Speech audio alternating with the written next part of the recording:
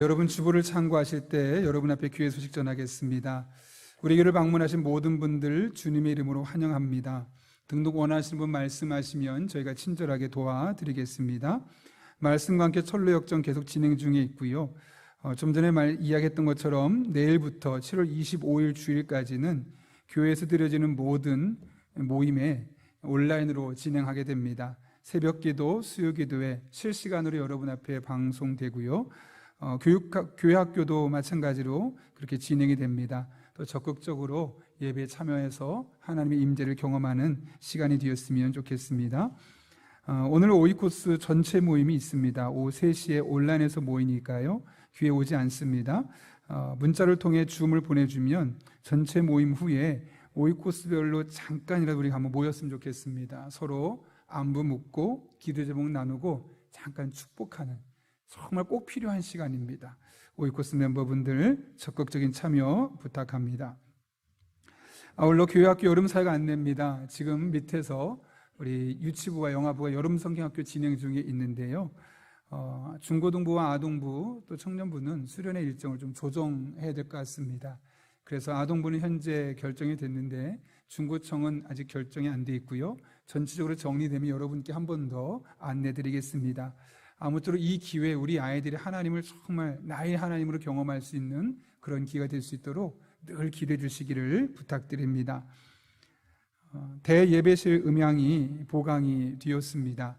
모니터 스피커 및 오르간 케이블 등 여러 가지 교체가 되어서 아마 여러분 소리가 평상시와 좀 다를 수 있는데 인지해 주시고 이해해 주시기를 부탁드립니다. 작은 도서관 정상적으로 운영하고요. 이번 주부터 2교구 온라인 신방을 시작합니다. 기도 제목 나누고 함께 축복하는 시간에 많은 분들의 적극적인 동참 부탁드립니다. 좀 전에 설명드렸었는데 2021년 말씀과 함께 철로 역정 하반기 새벽 묵상집을 새로 제작하게 됩니다. 원하시는 분들, 필요하신 분들 구역을 통해서 혹은 사무실로 직접 신청해 주시면 신청하신 분에 한해서 우리 묵상집을 드리도록 하겠습니다. 그리고 철로 역정 성경 쓰기 전체 한 권으로 5권짜리인가 전체 진로 산 사람들은 상관이 없는데요. 모세오경만 사신 분들은 역사서를 계속해서 쓰길 원하시는 분들 교회로 말씀해 주시면 좀 더 할인된 가격으로 여러분 앞에 제공해 준다고 합니다. 교회를 이게 꼭 필요하신 분들 연락 부탁드립니다. 김중환 이금옥 집사님 가정에서 장례 위로 감사로 사랑의 성밀 드렸습니다. 전량 어려운 이웃들을 돕는 일에 사용하도록 하겠습니다. 박천영 목사님과 이선호 목사님 이번 주간과 다음 주 휴가 및 목회 연수 기간이고요. 그래서 임시교구 목사, 이교구 이선 목사님이 하게 됩니다. 우리 교구 목사님 안 계셔 하고 작은 일들이 있어서 그냥 넘어가지 마시고 꼭 교구 목사님 통해서 저희와 함께 기도하고 문제를 풀어갔으면 좋겠습니다. 그렇게 적극적으로 협조해 주시길 부탁드리고요. 더 자세한 광고는 주보를 참고해 주시기 바랍니다. 우리 함께 기도하고 하나님의 말씀 나누겠습니다.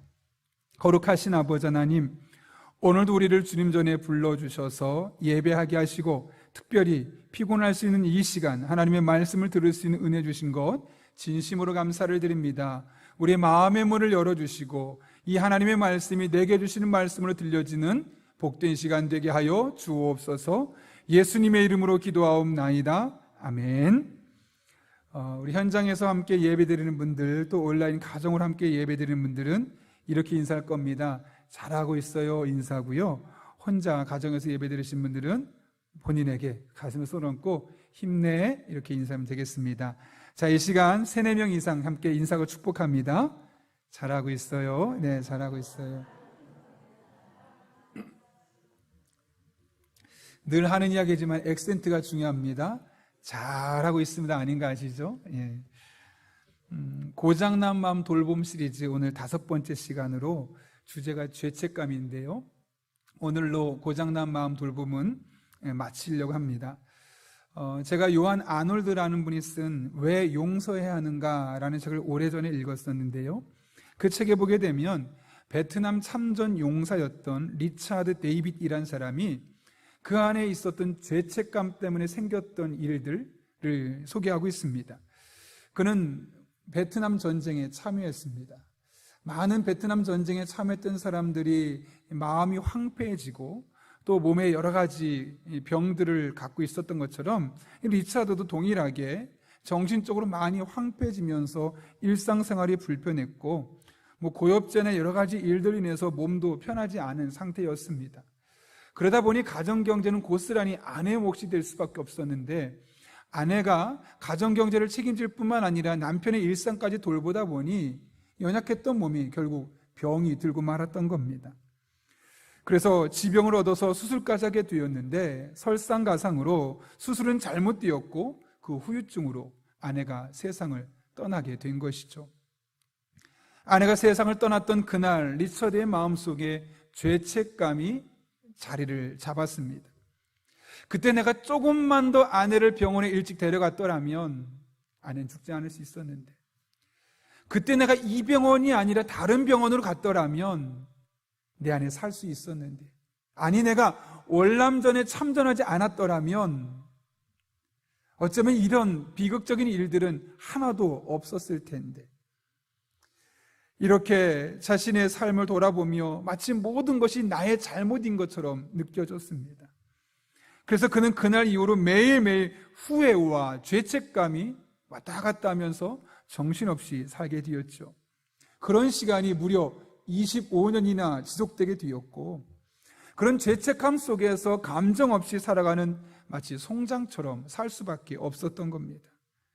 죄책감이 한 사람의 인생을 얼마나 무너뜨리고, 아니 한 사람의 인생을 넘어서서 그의 삶의 주변을 얼마나 많이 무너뜨리는지 모릅니다. 사실 사람은 완벽할 수 없기 때문에 의도적이든 비의도적이든 죄를 짓거나 실수를 할 수밖에 없습니다. 이때 어떤 사람들은 이 감정적으로 그 상황을 잘 해결해 나가기도 하지만, 어떤 분들은 그런 것으로 인해서 죄책감을 가지게 되고 오랜 시간 동안 자신을 괴롭히며 살아가기도 하지요. 평생 고생하시다 세상을 떠나신 부모님을 보고 나서 내가 그동안 제대로 효도하지 못했어 라는 죄책감을 갖기도 합니다. 친구나 직장 동료 그리고 이웃을 마음을 아프게 했던 일로 말미암아 죄책감을 갖기도 하고요. 내가 자네들을 조금만 잘 키웠으면 이런 일은 없었을 텐데 하면서 자녀 양육에 대해서도 그 마음속에 죄책감을 갖기도 합니다. 교회 안에서 성도들의 마음을 아프게 했던 것, 또 교회 안의 영적인 지도자들의 마음을 아프게 했던 것을 돌아보며 그 마음의 죄책감이 그를 억누르기도 하죠. 이외에도 우리는 다양한 수많은 죄책감 속에서 살아가고 있습니다. 제가 아는 한 분은 결혼하기 전에 자신의 의도와 상관없이 아이를 갖게 되었는데, 결혼하기 전이었고 또 아이를 키울 수 있는 자신감이 없었기 때문에 낙태 시술을 하게 되었습니다.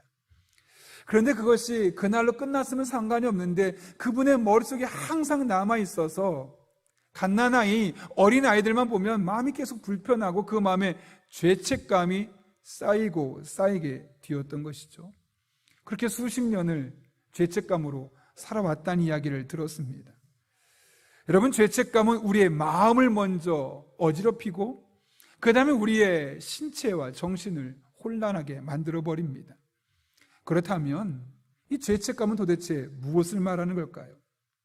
죄책감은 자신의 잘못에 대해서 스스로가 유죄 판결을 내리고 그 다음에 감정적으로 자신에게 사형 선고를 내리는 것과 같습니다. 중요한 것은 이와 같은 죄책감의 이면 배후에 사단이 뚜아리를 트고 있다는 것이죠. 이에 대해서 요한은 요한계시록 12장 10절에서 이렇게 말합니다. 큰 용이 내쫓기니 옛뱀 곧 마귀라고도 하고 사탄이라고도 하며 온 천하를 꿰는 자라. 그가 땅으로 내쫓기니 그의 사자들도 그와 함께 내쫓기니라. 내가 또 들으니 하늘에 큰 음성이 있어 이르되 이제 우리 하나님의 구원과 능력과 나라와 또 그의 그리스도의 권세가 나타났으니 우리 형제들을 참수하던 자 곧 우리 하나님 앞에서 밤낮 참수하던 자가 쫓겨났고. 여기 요한이 사단을 일컬어 뭐라고 말합니까? 참수하던 자, 하나님 앞에서 밤낮 우리를 참수하던 자라고 말합니다. 여러분, 참소는 헬라어로 카테고론이란 단어인데요, 비방한다, 고소한다 라는 의미를 갖고 있습니다. 사단이 어떤 일을 하냐면 우리 마음속에 야, 너가 잘못해서 그래. 너는 살 만한 가치가 없어. 너 같은 사람은 특별한 존재가 아니야. 네가 그러고도 그리스도인을 할 수 있니? 스스로를 비방하게 만들고 스스로를 고소하게 만듭니다. 그러면서 점점 나로 하여금 죄책감에 물들게 하는 것이죠. 그렇게 죄책감의 노예가 되게 만들고 죄책감을 통해서 사단이 일하는 통로가 되어지는 것을 우리가 적지 않게 보아왔습니다. 이것이 바로 죄책감입니다. 반면 죄책감과 비슷하지만 다른 게 있습니다. 바로 죄의식입니다.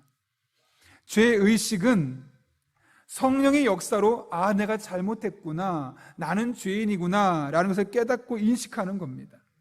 그리고 나서 이 죄를 깨달은 이후에는 마음을 돌이키고 새로운 삶을 살려고 결단하는 것이죠.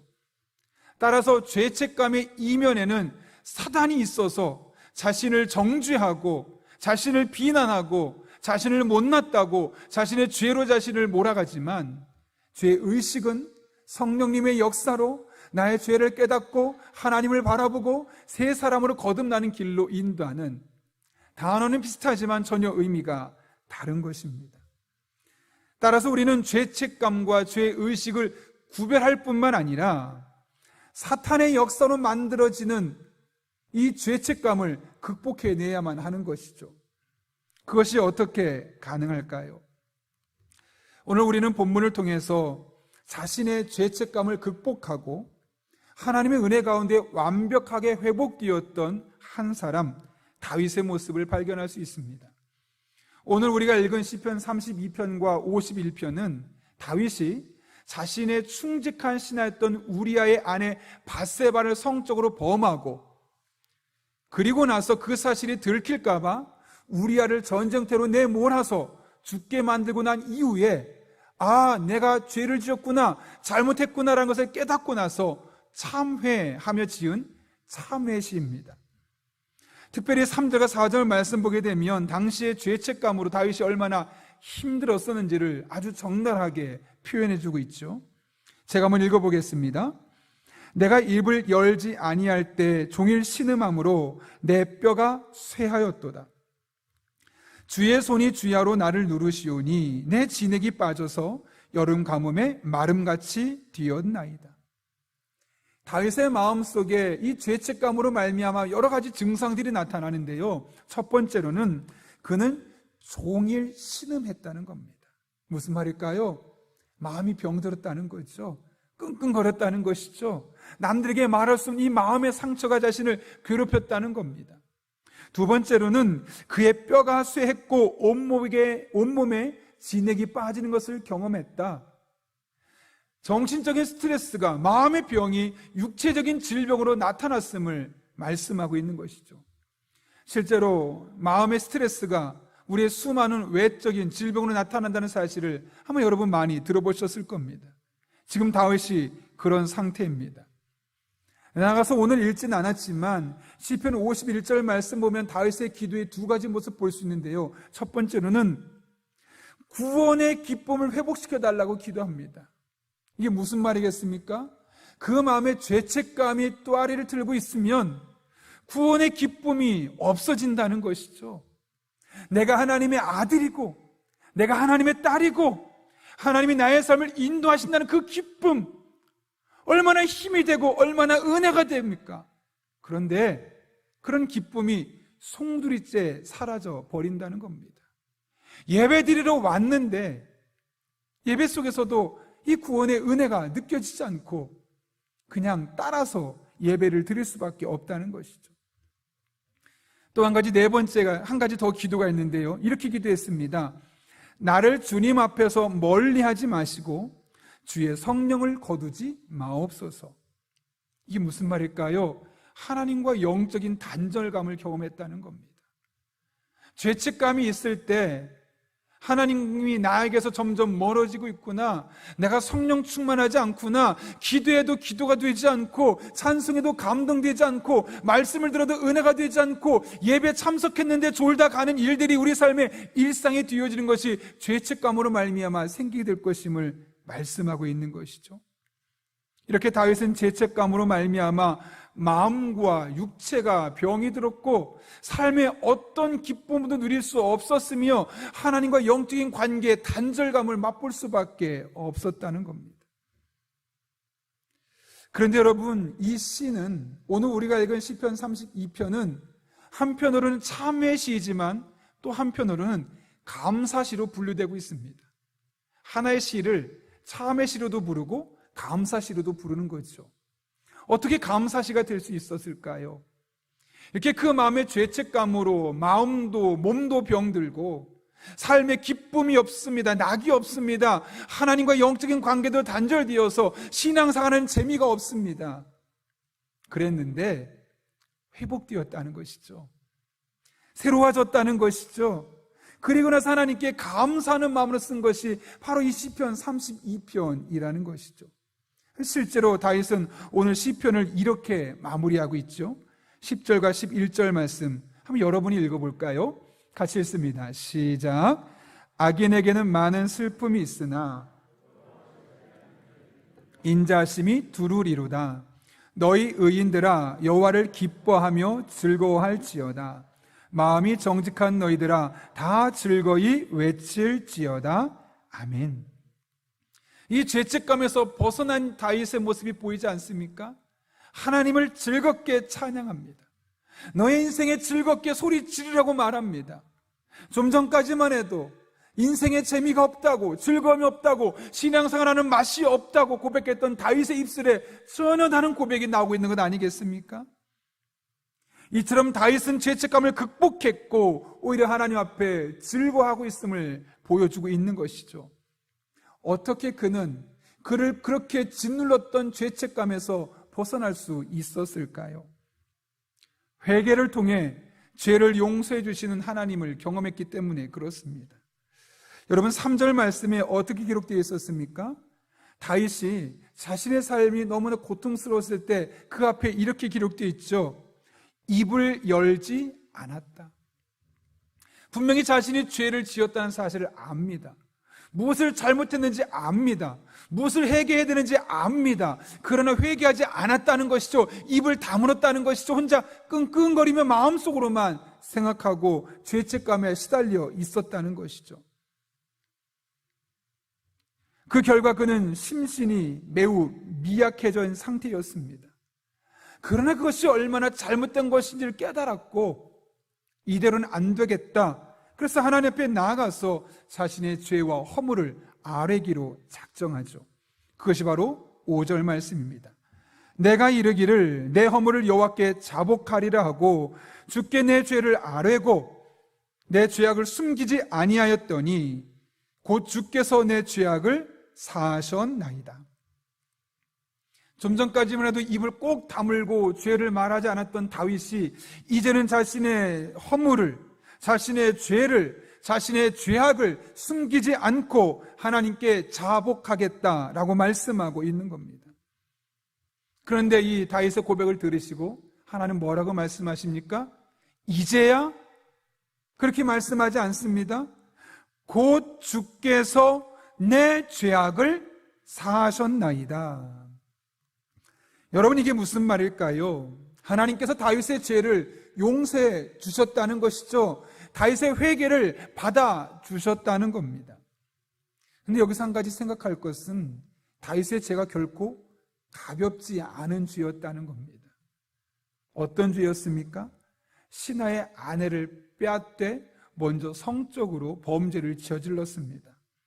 그리고 그것을 감추기 위해서 자신의 충직한 신하를 전쟁터로 내몰고 가장 앞장 세워서 돌에 맞아 죽게 했습니다. 오늘날로 말하면 간음 및 살인 교사죄에 속하는 중형입니다. 이렇게 큰 죄를 지었습니다.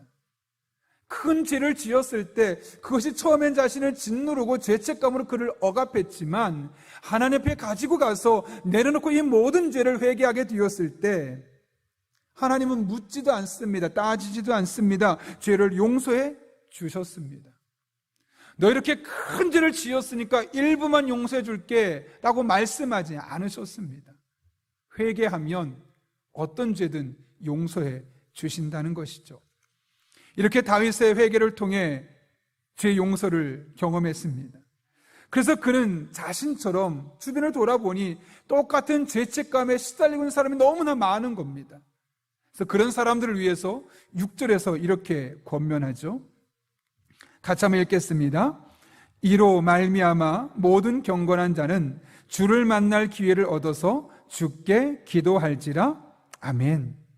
이로 말미암아, 이게 무슨 말일까요? 좀 전에 5절에 있었던 회개할 때 하나님께서 죄를 용서해 주시는 것으로 말미암아 모든 경건한 자들은 기회를 얻어서 주께 기도해라. 여기 말하는 기도는 일반적으로 우리의 삶에 필요한 부분을 달라고 하는 기도가 아니라 회개 기도를 말하는 겁니다. 그런데 어떻게 기도하라고 말합니까? 주를 만날 기회를 얻어서. 여기 기회를 얻다, 히브리어 성경에 에트라는 단어인데요, 적절할 때, 정확한 때라고 말씀하고 있습니다. 이게 무슨 말일까요, 여러분? 회개 기도도 다 때가 있다는 겁니다. 물론 하나님께 우리가 나아가서 우리의 죄를 하나님께 회개하면 어제 지은 죄건 1년 전에, 10년 전에, 20, 30년에 지은 죄건 똑같이 하나님의 죄를, 모든 죄를 용서해 주십니다. 그 죄가 경미한 죄든 엄청나게 큰 죄든 상관없이 하나님 앞에 나아가면 하나님은 반드시 우리의 모든 죄를 용서해 주십니다. 그런데 때가 있습니다. 언제 회개될까요? 그것이 죄책감으로 자리 잡기 전에 하나님 앞에 빨리 회개해야 된다는 것이죠. 왜냐하면 그 타이밍을 놓치면 사탄이 우리의 삶에 들어와서 그 죄로 회개하기 위한 죄로 끝나는 것이 아니라 죄책감으로 만들어버려서 회개하지 않고 입을 꽉 다문 채로 마음의 병을 얻고 육신의 병을 얻으며 하나님과 단절된 관계 속에서 신앙생활도 재미없고 일상생활도 무의미하다고 고백할 수밖에 없는 삶이 우리에게 나타나기 때문에 그런 것입니다. 그렇게 사단이 우리 안에 죄를 죄책감으로 바꿔버리면 우리 마음이 부담스럽습니다. 육체 건강을 잃어버립니다. 가장 중요한 것은 영적인 영향력을 주어서 신앙생활하는 맛이 없습니다. 기도하고 싶지 않습니다. 말씀을 읽어야 되는데 말씀을 안 읽게 됩니다. 예배도 어쩔 수 없이 기회만 빠지고 싶어지는 것이 우리의 마음의 상태가 되는 겁니다. 그렇게 모든 인생의 즐거움을 빼앗아 가버리는 것이죠. 그래서 회개는 빠르면 빠를수록 좋습니다.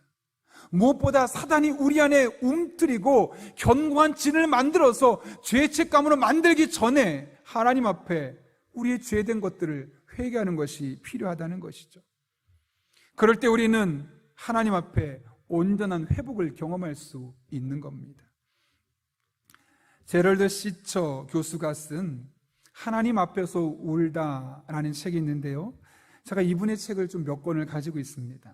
그분은 휘트워스 대학의 종교철학 교수인데 어느 날 어머니와 아내와 또 딸들을 데리고 저녁에 식사를 하러 갔습니다.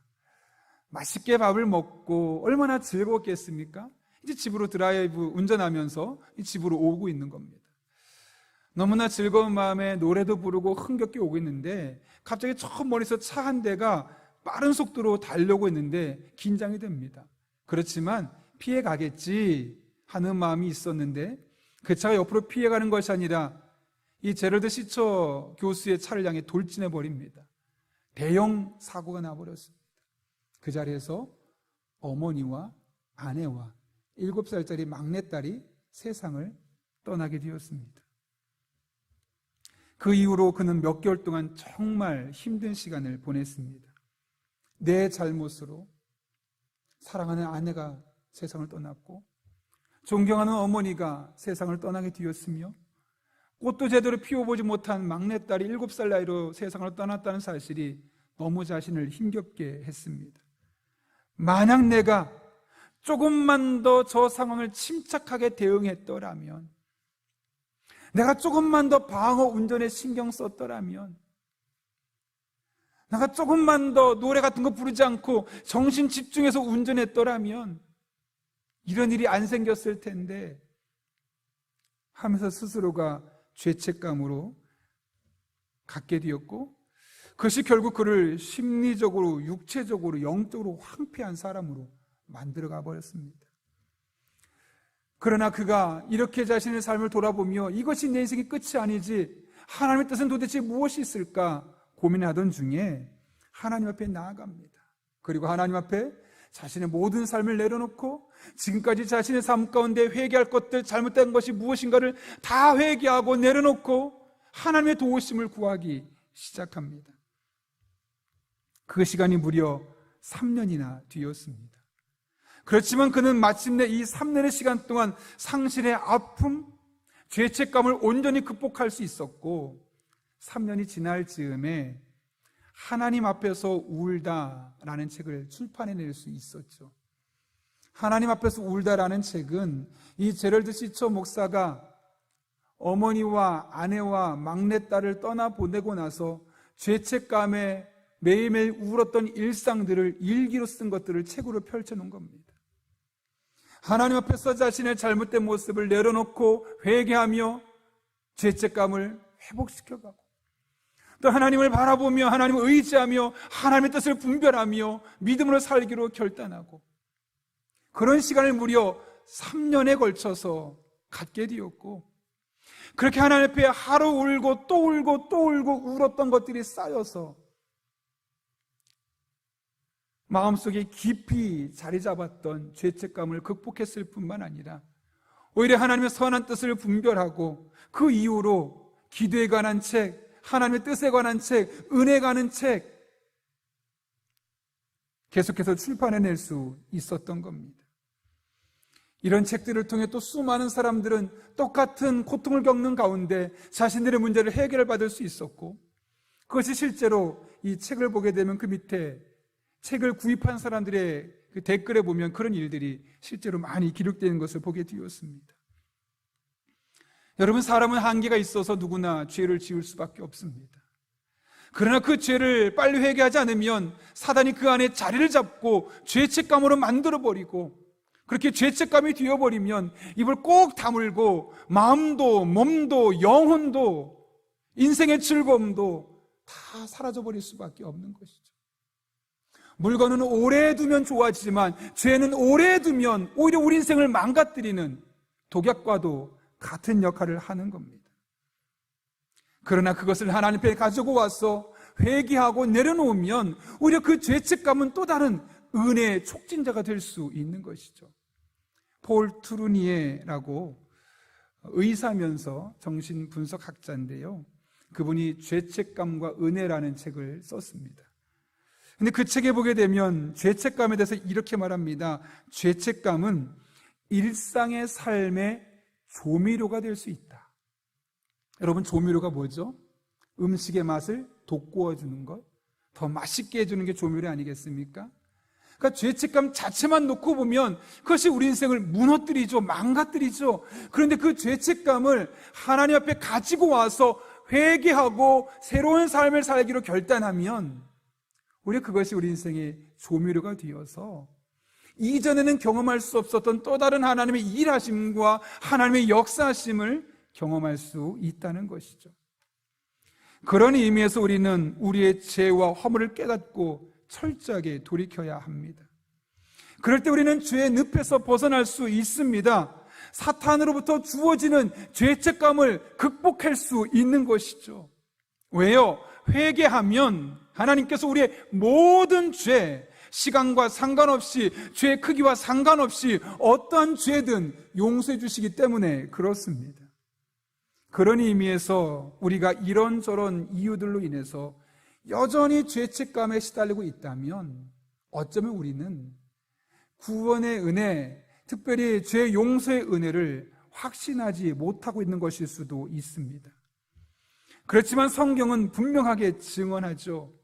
예수님께서 우리의 모든 죄를 지시고 십자가에 못 박혀 죽으셨고, 그래서 그분을 믿기만 하면, 이 사실을 믿기만 하면 누구나 죄의 용서를 받고 하나님의 자녀가 되어서 하나님과 함께 이 세상을 살아갈 수 있다고 분명하게 증언하고 있습니다.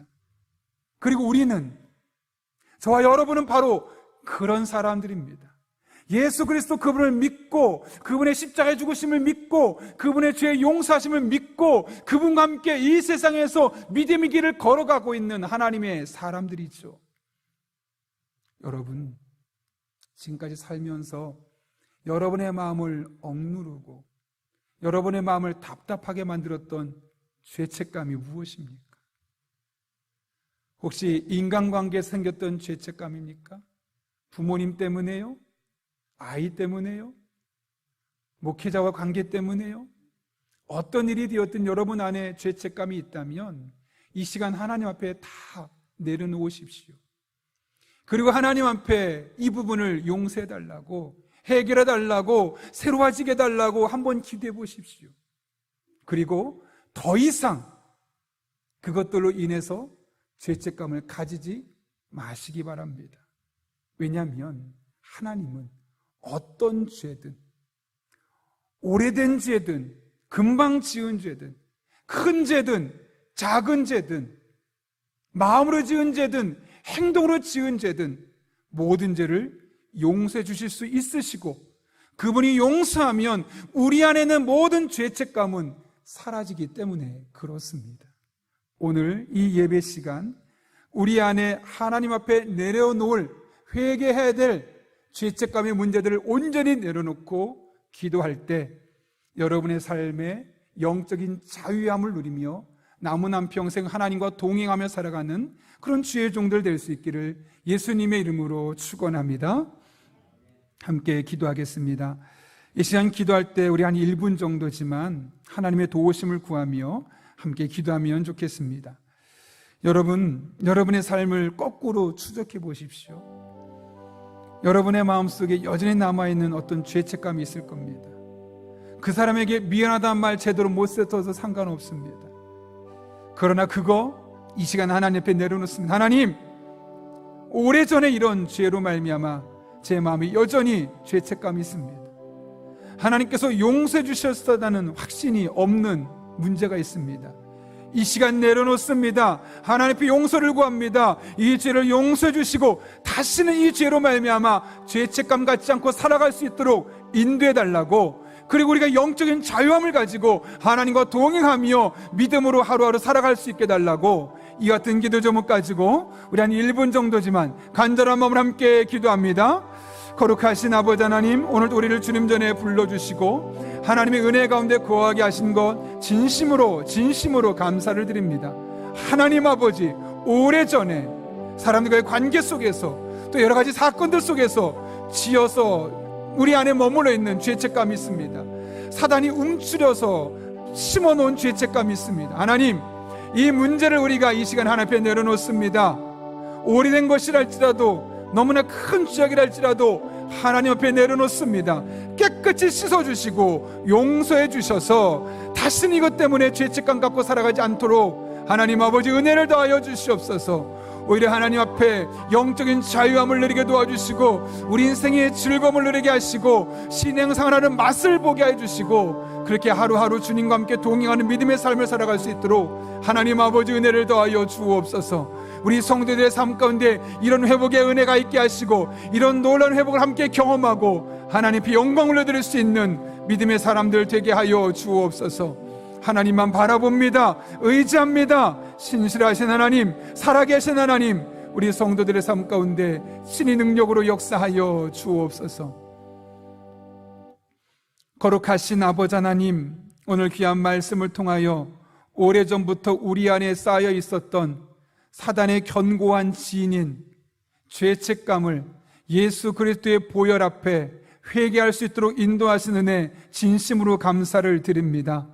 아무리 큰 죄를 할지라도, 아무리 오래 지은 죄를 할지라도, 아무리 반복해 지은 죄를 할지라도 하나님 앞에 회개하며 내려놓사오니 깨끗이 씻어주시고 다시는 이것으로 인해서 죄책감 갖지 않고 믿음으로 영적인 자유함을 누리며 살아갈 수 있는 하나님의 사람들 되게 하여 주옵소서.